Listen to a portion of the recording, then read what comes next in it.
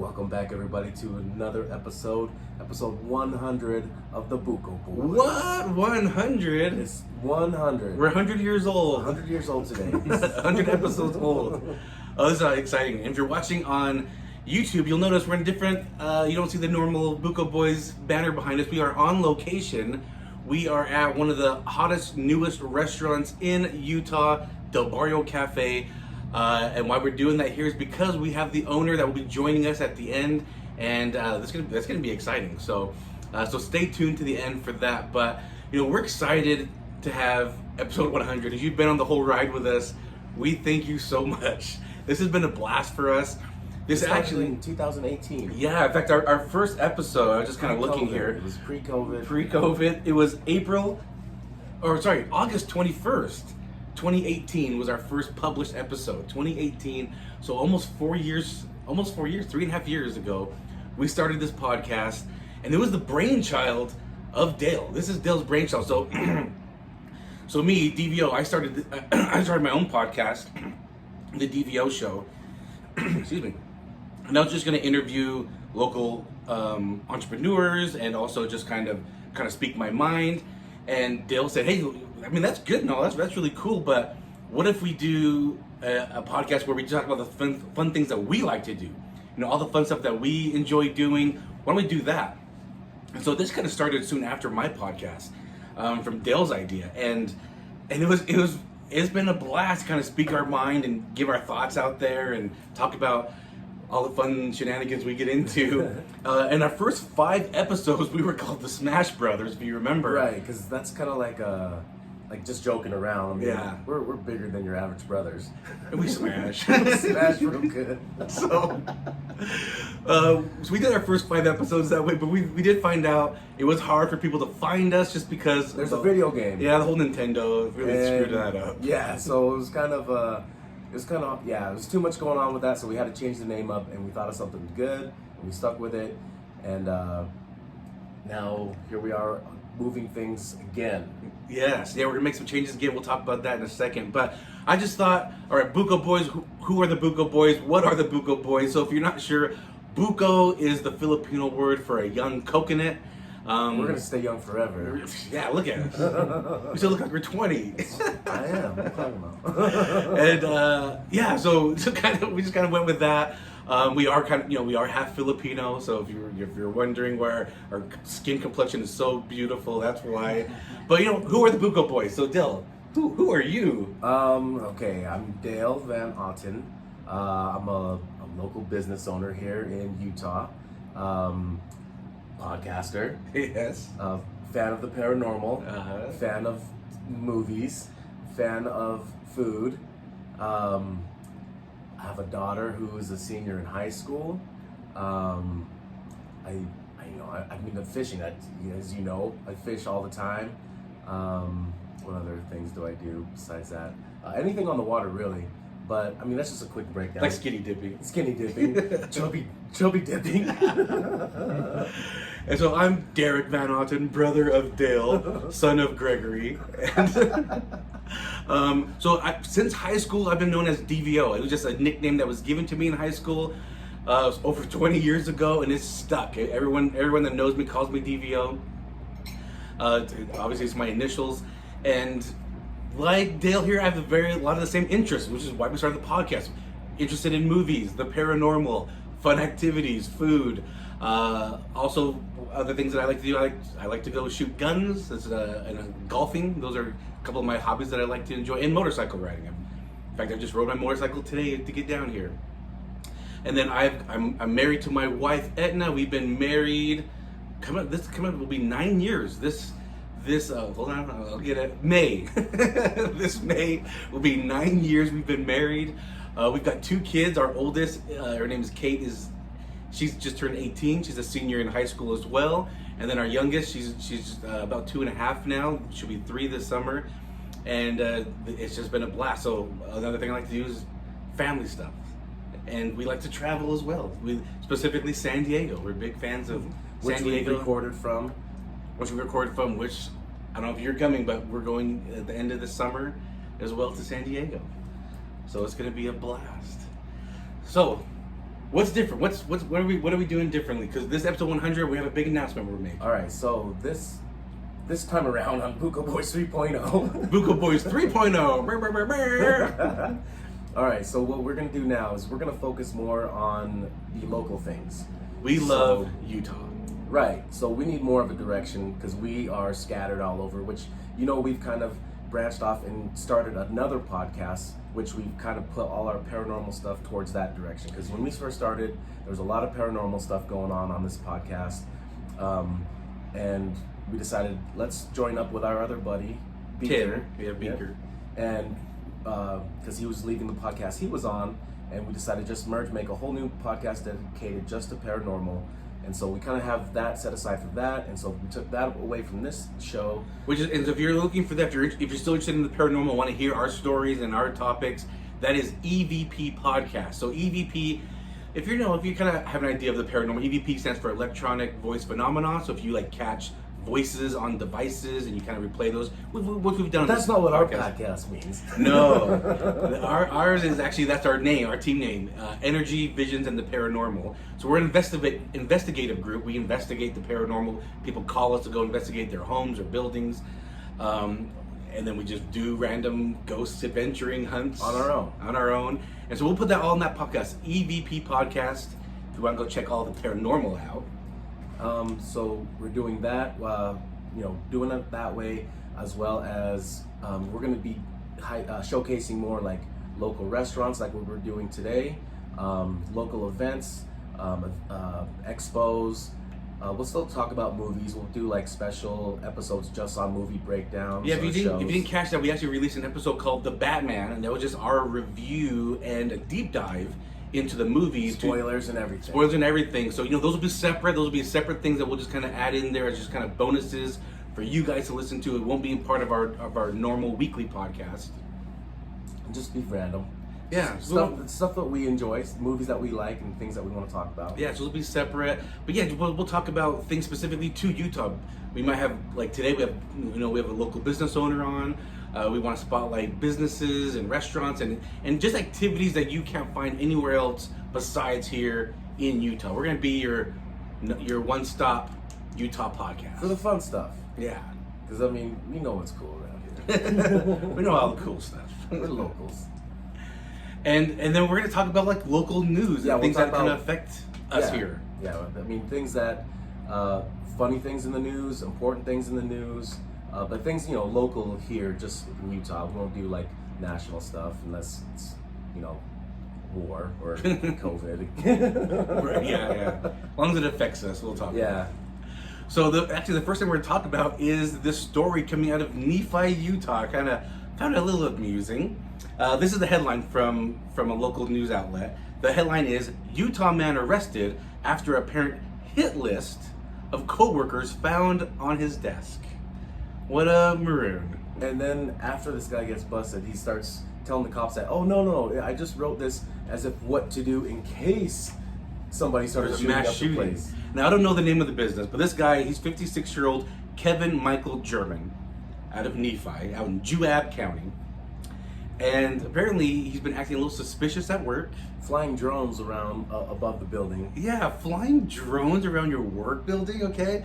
And so the manager's he's been acting kind of funny. He took a day off, and we want to investigate. So I found this note on his desk. Yeah, so he's writing this note during work hours and leaving it at his desk area. With a hit list of 14 people. Yeah. And how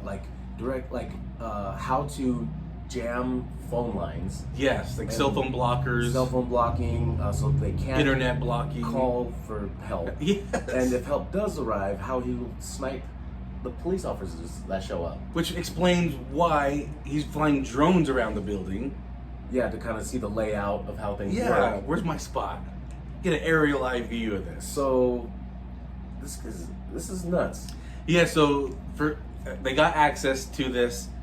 They went to his house this past Thursday and arrested him. He didn't resist, but like you were just saying, he was like, no, this is my plan in case there was a mass shooting. But he had listed, he has people's names on here that he works and with. the 4 guns that he's going to use. And he owns those guns. Yes. So why?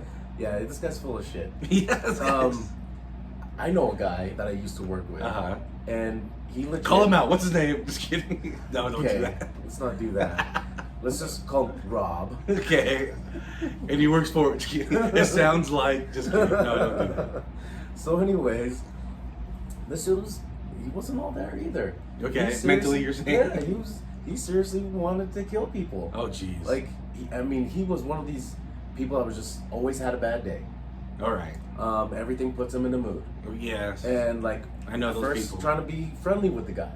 Like, I know how his, like, you know, what people say about him and the vibe he gives off. But you know, you're trying to just still be friendly with the guy because you know right away you get this vibe that this dude's gonna kill everybody one day. He's just gonna snap in a moment. And like, I remember there was a Dane Cook comedy special one time where he talked about stuff like this. Okay. And he was talking about the crazy coworker that's gonna shoot up the place. And so he's like, yeah, I give that guy, you know, candy bar every now and then. Just give him a candy bar. You want to be the one that he lets go, right? Yeah. So when he's just cocking and blasting people, and he gets to your cubicle, he's like, thanks for the Snickers. And he keeps going. I remember that now. I remember that. Yeah. So I mean, I'm trying to be friendly with the guy. Yeah. You don't want to be shot. Yeah, and then I end up having to be, you know, work with the guy. Like, me and him are going to be co-working every day. Okay. And so we start off, you know, being pretty friendly, whatever. And then, just slowly he just starts his negativity. You know what I mean? And then he starts feeding off to you. Not to me, not to where I start giving off, but just to where I just don't even want to say hi to the guy anymore. Gotcha. Because like, you try to say hi to him in the morning, and he just walks right past you. I'm with you. Well, go suck a bag of dicks then. If you're gonna be that grumpy all damn day. Guess I'm getting shot. But then he would actually talk about some crazy shit though, like talk about like sniping people on their way into work and shit like that. What? Yeah, and have. I'm not gonna say for sure not, but I remember something about him having a list or something that he talked about. Whoa. But I was just like, dude, I hope you're kidding. I wish I didn't hear that. All right. But he would laugh and like, oh, you know, just acting like. Just kidding. And I know he would be like obsessive over like certain women that he would start talking to. It would be kind of creepy. Those are all red flags, right? Yeah. So yeah, like, there's a lot of this weirdness, a lot of weirdos out there just want to kill everybody. And I get you have those days where you feel like you're right, you think it in your head, but you have zero intentions of even acting anything remotely out like it. But this guy actually has some plans here. He has details of, here's the 14 people. That's a lot of details. This is how I'm going to do it. I'm going to jam everything, but just in case someone hears the gunfire and starts calling police, I know where to go to get the police when they show up. Like, this was very detailed. So yeah, let's lock this guy up. I bet you if the guy that I'm talking about reads the story, he'll be like, jamming cell phones? Oh my god, this is great. I didn't even think of that.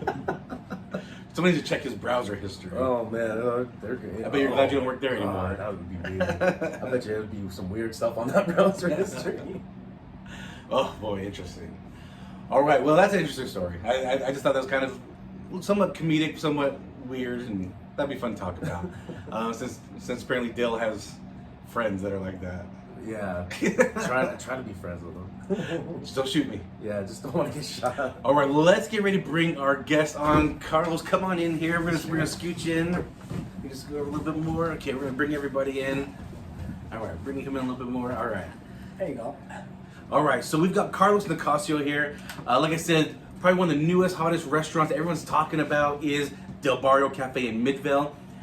Carlos, real quick, I don't know if you planned this, but your building address is 7777 State Street. Nope, I didn't plan it at all. Now, It just happened. lucky number 7. I think that's cool. I don't know. I just think that's cool. It is. Yeah, go ahead. You just was random. You just found this building and said, "Hey, I like it." When did you realize the number? Because we're interested in numbers. Like, we just think, again, because we're into the paranormal, we think there's some correlation with numbers sometimes. But 77 sounds really lucky to me. Yeah, honestly, I didn't notice it until my brother-in-law told me. Yeah, he told me. You realize that the number on in the door? He was like, "Oh, that's true." and also we opened in a 7 of the, let's see, I think it was September 7. Okay. Yeah, it was just this nice. coincidence. Yeah, It's interesting. Is there a 7 in the phone number? Probably. Now that you mention it, I haven't checked that out. And side note, you were just telling us how you've been recently running into the number 333. We don't know what that means, but you've been seeing it often. Very often. You were just kind of, I know it's kind of random, but I thought it was very interesting. So I just thought let's mention it real quick. You were saying how the power went out, you turned it on, you saw 333. You were at a restaurant, you saw these numbers circled in blue. In the menu. And it was just 333 again. So anyway, I just think that's interesting. If anyone has any ideas of what 333 might mean, I mean, right off the top of my back, I think of it's half of 666. That's just It's half. that's just kind of what I think off the top of my head. But if anyone has any ideas, message us. Even though we're Buko Boys 3.0, you can still find us on Instagram and Facebook at Buko Boys. Is it Buko Boys Podcast or just Buko Boys? I can't remember. I can't remember. We're easy now. to find. Yeah, you put in Buko Boys, we're gonna pop up. We're gonna pop up. I'm pretty sure someone might have a good answer for that, right? Yeah, I'm curious to see what other people think. But anyway, Carlos, so you opened this restaurant, you just said September of 2021, right? That's correct. So yeah, just a few months now you've been in business. A lot of people have been talking about it, so we thought, hey, let's do episode 100 with Carlos at Del Barrio Cafe in Midvale, Utah. And I want to thank you for that, guys, for Of thinking about course. us for your 100 episode. Of Right course. That made me feel special. Well, you are special, Carlos. You're very special. So are tacos. And so are tacos. So let's talk about it. Let's talk about it. What is your history in the restaurant world? Is this your first business, your first restaurant? Talk about that. Yes. Well, I have been working in a restaurant for around 17 years since I got Wow. here to the States. Different restaurants, all of them Mexican with Wait, different you're not styles. from the U.S.? Yeah. I couldn't tell from that accent. But tell me, where are you from? I'm from Mexico. What part of Mexico? It's called Guanajuato. It's kind of center of Mexico. Okay. Hmm. Is there like a special dish from that area? I know some areas of Mexico have like special dishes. Not really. Okay. No, not really. Okay, that's no problem. So you've been working in restaurants for about 17 years now. 17 years. Sometimes Was that your first job when you moved here to the States? it was Okay. right away. The next day I got here. I got this old bike from my uncle. Okay. And I decided to ride my bike around just to look for a job. And I All right. found job the second day. That's pretty in a awesome. restaurant. That's good. That just shows people how easy it is to find jobs here. I mean, there's work everywhere. If you want Yeah. to make something of yourself, just try. Your second Yeah. day in a new place, new country, New language. and you're on a new language, you're on a bicycle, and you found a job. That's Okay, right. that's impressive. That's Okay. awesome. And what were you doing at this job? I was doing a little bit of everything. Okay. Especially cooking. All right. Cooking. Yeah, and after that job, I found a second job like in 2 weeks, and then a third job, and I was working in 3 different restaurants at the same time. Damn. Oh, wow. All right, we just talked about how impressive it was on your second day. You got a job, but in your first week, you got 3 jobs. Okay. Nice. All right, that's very impressive. I mean, were you planning to go to restaurants? Was that kind of your goal? Was restaurants? No necessarily. Okay. No. Did you apply at other places as well? Well, since I started working in a restaurant and I like the environment Okay. of working in a restaurant, I decided why not to go to a different restaurant and learn new things. Right. So Yeah, actually, learn everything. did you have any experience before this? Were you, like in Mexico? No. Did you work? You didn't work. No. What was your last job in Mexico? I think it was in a slaughterhouse. In a what house? Slaughterhouse. Slaughterhouse. Oh, slaughterhouse. So you're still around food in a sense. In a sense. From beginning to end with the food. Snout to tail. Got it. Okay. Oh, okay, that's interesting. So, do you have like a love for food? Do you have like a love for food? Well, no in the beginning, but eventually, as I spent more time with, not just in the restaurant, but with my friends in their houses when they invite me to their houses. When I saw the way they cook for their friends and families, Yeah. and I noticed that it's not the same kind of food that restaurants serve, Yes. is when I start falling in love with cooking. Well, Yeah. that makes sense because, in my opinion, and it's a popular opinion, but not for everyone, that food is a love language. Like that's why, like on Valentine's, like people love chocolates, right? Because there's something associated with that, or going out to eat, or like you were just saying, bonding with friends over breaking bread. I mean, there's just a love language behind food, and so that totally makes sense why you've had just kind of fell in love with that. All right, so that's it. That's interesting. So you've been working in restaurants for like 17 years. Mm-hmm. Where did the idea come from of I want to start my own restaurant? Or how long has it been in your mind, maybe? Well, for a long time. Okay. For years. All right. Yeah, but And where did that little seed get planted in your head? When did that start to just start growing and sprouting in your mind? well, because working in a restaurant for me has been like a school. Working in different positions, from dishwasher to bartender, all the positions except one, managing. I've never been a manager. So being a restaurant owner is your first spot in being a manager That's over correct. people. Okay, But I got offers from different jobs to. Got it, okay. Yeah, to take a position as a manager. But you didn't want to get stuck there because you already had an idea, I right? thought if one day I'll be managing people, I want to have the power to decide who I want to work with me and who I don't want to. And being manager in a restaurant when you don't have that power, to me doesn't make sense. I don't know. So you have a lot of power, but you have a limited power as a manager. Exactly. That's Now, what I mean. let's talk about the word power. We're not saying you're going to control people, but obviously you do have a level. There's a hierarchy to working in a Like, restaurant. you know how to build a team, and you want the perfect team. Yeah, there we go. And you don't want people holding your team back. That's So right. you know where the weak spots are, and you know that needs to be eliminated, and you know how things will run smoothly. Mm-hmm. You don't want coworkers like Dale's experience with quote unquote Rob. No, Trying to kill everybody. Exactly. Yeah, we want people that are aligned with our vision for the future, for our Makes purpose. perfect sense. Exactly. Yeah. Yeah, you don't want people that are just coming to work and hate it, Mhm. and just hate people and just mean. Yeah, you don't want that. Yeah, I have a friend in Mexico. He has been a business owner all his life. And he told me this after I finished with the remodeling of the building, when I got all the permits and everything. He said this, Carlos, you might think that you got to the hardest part, but that's not right. The hardest part is going to be dealing with your employees. And that's true. I'm experiencing that right now. Right, Yeah. because then you start you get on a personal level with them, Mhm. and you understand them and their family needs and stuff like that too. And Exactly. Yeah, you it's- have then it to gets really listen to them. You have to be aware of what they want, what they don't want, what they know, what they don't know. yeah. So you don't want to run a dictatorship here, is what you're saying. That's You want to care about your employees. Of course. Interesting concept. And you want everyone to be Yeah. educated on everything, so Because they know the honestly, process. we have people working here that I'm pretty sure they can make more money somewhere else with their skills, but they decide to work with us, and that's because the way we treat them. That means a That's lot. very It too. important. means a lot, yeah. Because the money is not everything. Yeah. Exactly. And that says a lot too, that you're creating an environment where people want to be here, they want to stay here, they want to have a career here. That's awesome.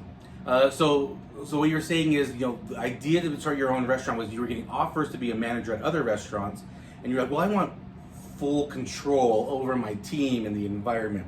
So that's when the idea started getting planted in your head about starting your own restaurant? Exactly. Okay. Plus, I knew that I have everything I need to run a restaurant. The I have understanding. a supporter family, supporter wife, and I believe I have a personality that is fit for a restaurant owner. Nice. Yeah, I mean, I don't get angry very easy. and That's good. Oh, 'cause- but when he does, watch out. Just kidding. Yeah. Luckily, I haven't seen you get angry. But I will say this: we actually, me and you, Carlos, have been out a couple times because you very. I mean, yeah, maybe like a year or two ago, you told me you started getting the idea of starting your own restaurant, and we would go out to eat. And you were taking notes and getting ideas from places that we would go eat at, and so I had kind of known for a couple years. If you guys don't know me and Carlos have known each other for many years. And so I've seen you kind of in the works. So I've seen you kind of start getting the idea going, and it's been awesome to see it in reality, to see it in real life. It's been kind of fun to see that. So, getting the business started, I'm sure it was easy, right? There's no problems, everything went smooth. From the time I came up with the idea, from the time the doors opened, it was just no problem at all, right? oh yeah, I wish. So talk about that. You've had some issues getting this business started. Well, yeah, it was kind of difficult. Let's talk about the first challenge that I encountered. And I think it was to convince myself of doing it Okay. first. Yeah, 'cause this is a first. scary jump. Yeah. Yeah, I have a lot of doubts and fears. But well, as I said before, I also have confidence that I can do it.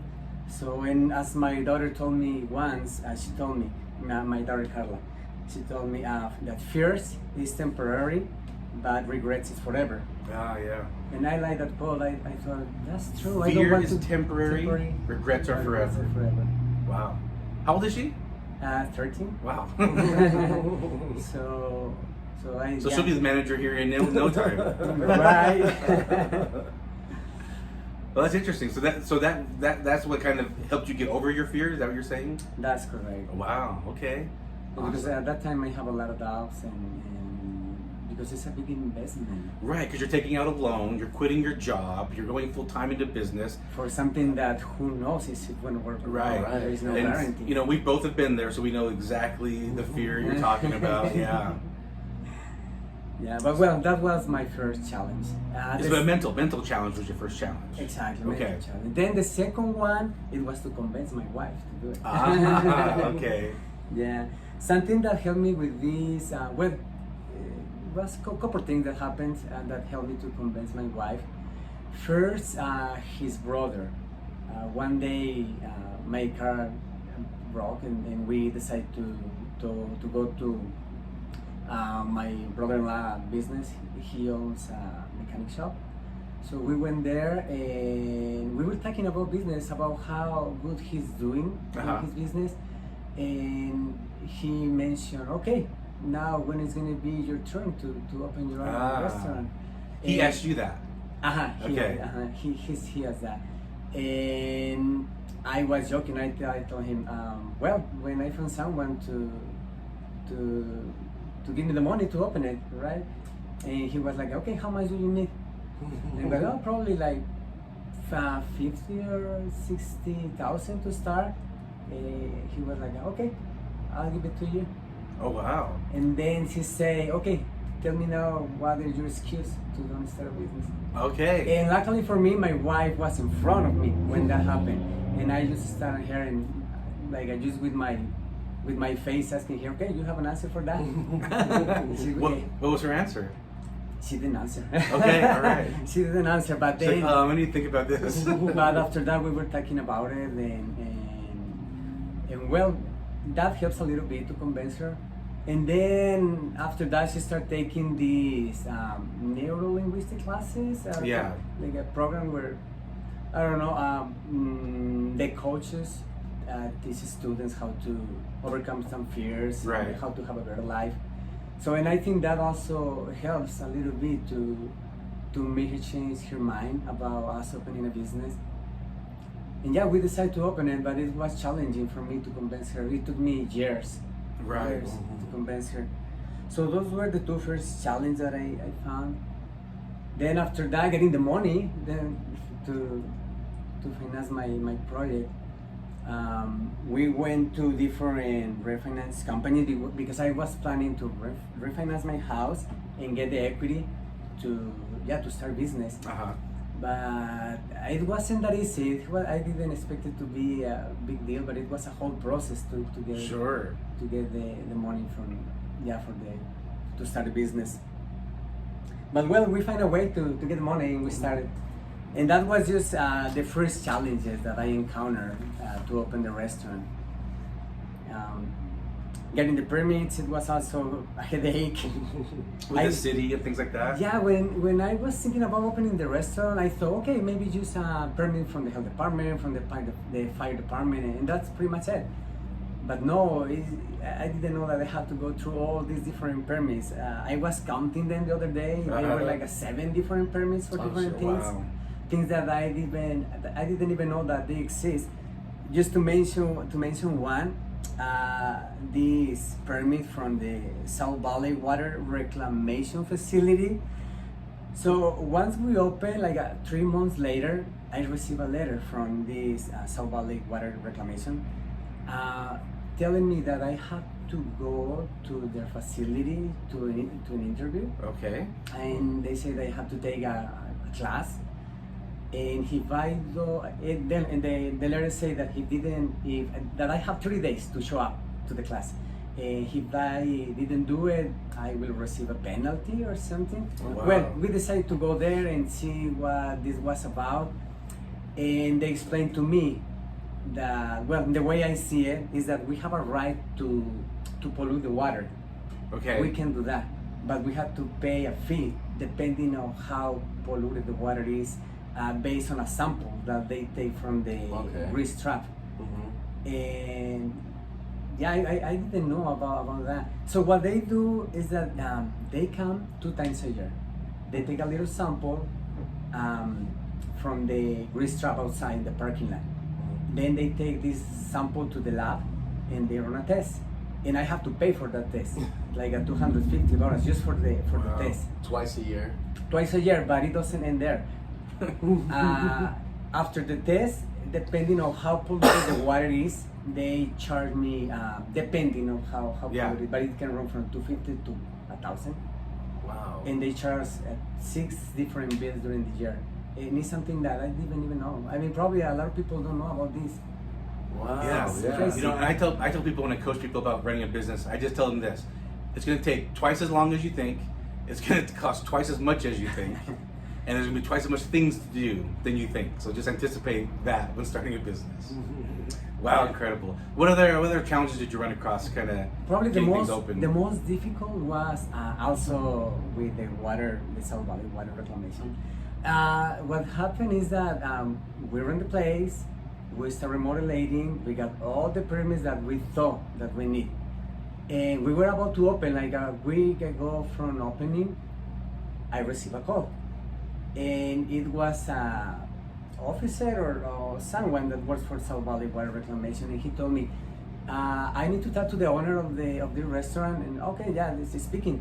And he say, I want you to know that you are not allowed to open that place. And I thought, why? And he said that the grease trap that is in the parking lot is not updated. They are too old to meet the standards for the city. They need to be changed. And I thought, okay, I'll change it. No big deal. I can afford to spend maybe $1,000 to change it. And he was like, no, it's not like that. It will take at least $40,000 to change it, and probably a month to get all the work done. Whoa! And I was in shock. I was like, how can this happen? I already spent most of my money and the furniture and the permits and even the food. I have an order already placed in Cisco, ready to deliver. Right. And I had to cancel. I canceled everything because of this. And when my wife knew, she was in tears. Yeah, because this was already a restaurant. This building that you got, this was already a restaurant. Exactly. There is no. So you thought it was almost pretty much ready to go. Exactly. I didn't see any. Yeah, I didn't see it coming. I would have never thought a grease trap as a situation when you're going to open a restaurant to look into that. You know what I mean? Exactly. Yeah.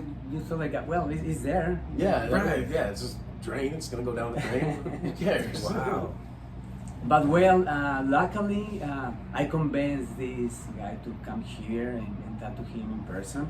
Oh, okay. And he was very open about it. At first, it was very defensive and kind of rude. But after we talked for more than an hour, he saw our position. He saw how much this means for us because we all the money and effort that we put in the restaurant. And he told me, you know what? I'm gonna change my position as a worker, and I'm gonna try to be on your side as a friend. I'm going to let you open, but probably I shouldn't be saying this in front of the camera because he said that he might lose his job. The company find out that what he did for us. Oh, interesting. So everyone's shush. Yeah. Right? Because it's worth it to come here. Yeah, but that was probably the biggest challenge. Not even the break-in, because I didn't mention, but when we start renting the place, we gotta break in something. Where you said that somebody broke in. Someone broke in the restaurant. And what did they do? And they stole all my tools that I was using to remodel the place, some furniture that I have already for new furniture for the restaurant. But it wasn't as hard as having that call from from the South Valley Reclamation. This guy that was telling us that we won't be open to. I mean that we won't be able to open the restaurant. Yeah, because it was like a couple. You were just remodeling, and then someone just broke a glass. What they did, and just stole some stuff, huh? Yeah, and that was tough too. But as I say, I get over it in a couple of days. Yeah. All right. So interesting. So a lot of challenges, a lot of mental challenge, then a lot of challenges that come with starting a business. So yeah. Oh wow, interesting. So you have your menu.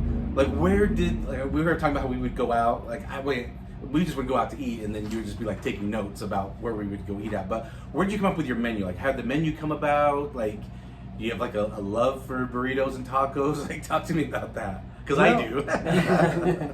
Yeah, me too. I mean, tacos is one of my favorite foods. As a Mexican, when you have any kind of dish, you put it in a tortilla and you make a taco. It's the way Sure. we eat.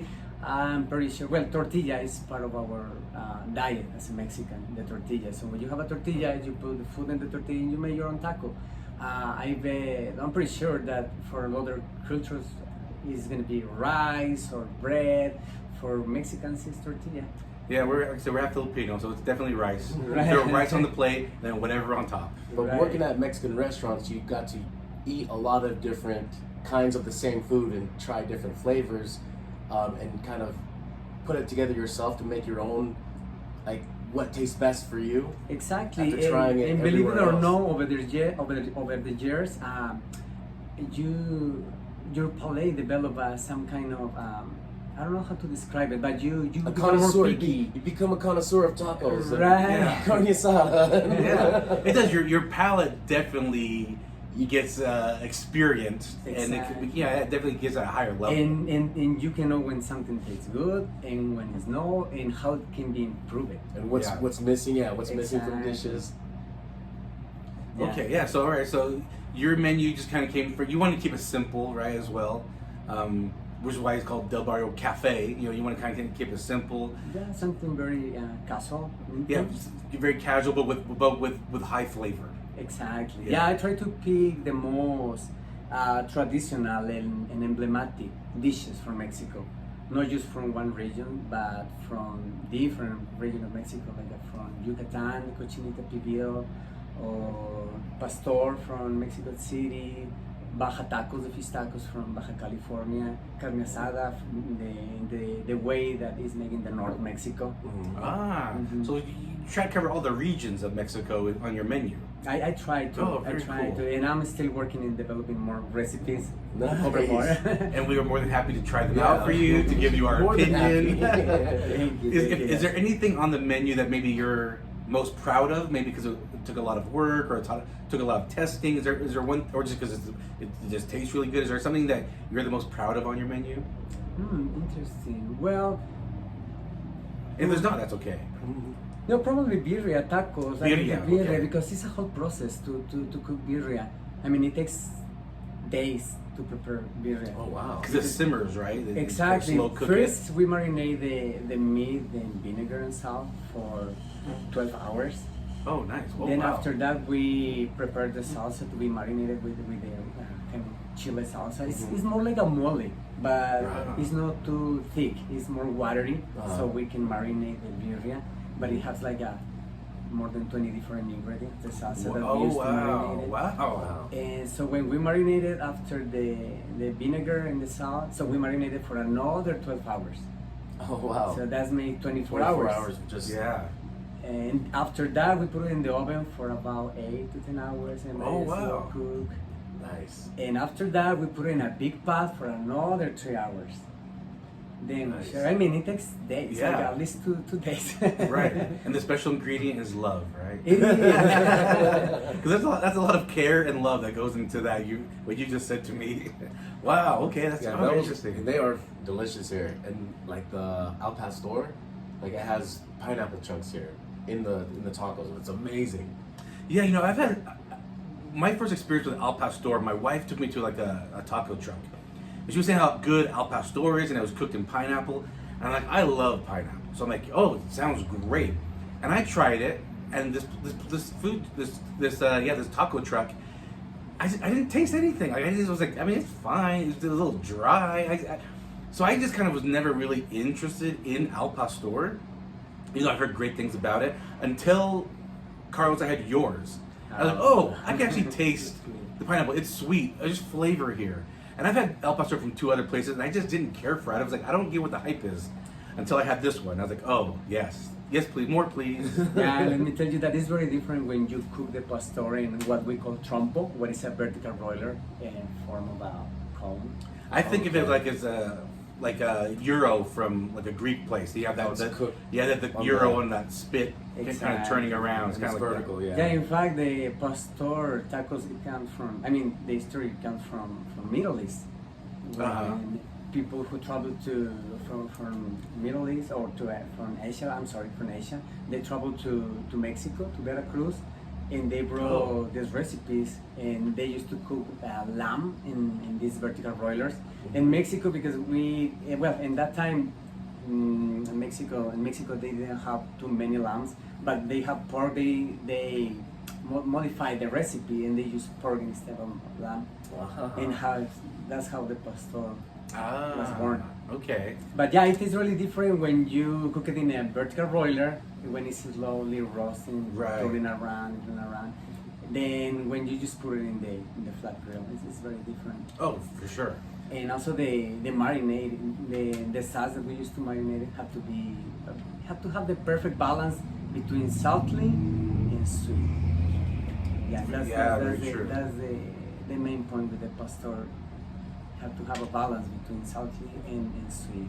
So when we talked about how we've really enjoyed the food, a lot of people are talking about your restaurant, but really if someone's listening and they're like, well, what's different? I mean, all Mexican food tastes the same to me wherever I go. What makes the Barrio Cafe different from other Mexican restaurants around the area? Well, I'd like to answer this question with something that we say in Mexico. We say that the best taqueria is the one that claims to have the best tacos. Okay. So to start, that makes us different. Okay. If you believe it, you make it true. Right. So, but after that statement, I can mention a couple of different shares that we have, a couple of things that we do different than our competition. Okay.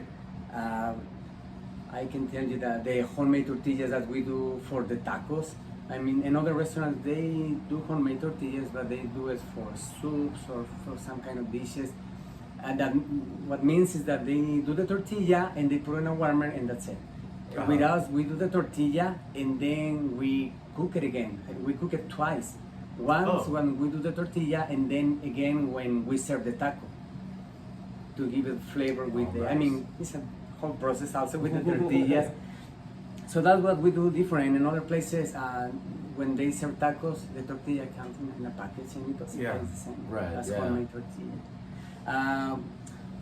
We have unique dishes. Just to mention a couple of them, we have tinga chipotle that nobody else have it. I don't think I haven't here. Any other restaurant have it. Yeah, I haven't either. The Mexican zucchini taco, the rajas de poblano, like a vegetarian options. Oh yeah, that's actually unique. You don't see that very often, like vegetarian options. Mm-hmm. Yeah. I have a menu right here. And you were talking about what this made me proud. Probably this one right here, the hongos mushroom, because the way we do it, it's not that complicated, but it's really tasty because we use white wine to cook the mushroom, and it's not something that every taqueria does. I mean, it's just meat or just meat. They don't have this vegetarian option, especially one like this one, the cremini mushrooms, something with white wine, butter, garlic. I love those tacos, and people love them too. Yeah, my wife, that's her favorite. The mushroom tacos, that's her favorite. Yeah, but there are pretty much all the dishes made me proud. Birria, pastor. Well, you just said your tortillas are homemade, but also like your guacamole is homemade. The salsa that the chips and salsa, those are all homemade here in the restaurant. Even the horchata made from scratch. The horchata is made here. Oh wow, okay. Your lemonades. I was going to say the biggest thing that's different about here. Oh yeah, that's true. Another restaurant, they have jarritos. I mean, we still have jarritos, but we want like the Mexican bottled sodas and things like that. Yeah. But you actually have like a machine that squeezes the lemons and you mix. You have different flavors of lemonades. In fact, if you come to the building, you'll see this there's like a graffiti art on the side of the buildings that has the lemonade and tacos graffiti art on the building, which is very cool. In fact, you kind of did like a theme like that. So outside the building, you have like a graffiti artwork, and then on the inside, you also have some graffiti framed art hanging on the wall. Yeah, and so very, very unique look and style to the restaurant. It's very cool. Yeah, I love actually the ginger lemonade and the mojito. Those are some of my favorite lemonades. I tried the apple one the other day. That was amazing. There's apple lemonade, green apple lemonade. Yeah. That was so good. Yeah, that big juicer is very helpful for us to keep fresh juice every day. Yeah, because you had to travel to go pick up this juicer, right? Yeah, I went to Arizona. To keep that machine. Okay. Pick it up. Awesome. Well, Carlos, we don't take too much of your time. I know you're busy. We appreciate you coming on and sharing this, your story with us. And then, to all of our listeners and viewers, again, thank you guys so much. Episode 100 in the books. Buko Boys 3.0 starting off. We're super excited to keep going on this journey with you guys. So, Congratulations, guys. Thank you so much. Congratulations to you on opening this place. It's amazing here. All right. Hey guys, thanks again for listening and watching. Find us all over social media and all the podcast outlets you listen to. Take care. All right, bye everybody. Bye-bye.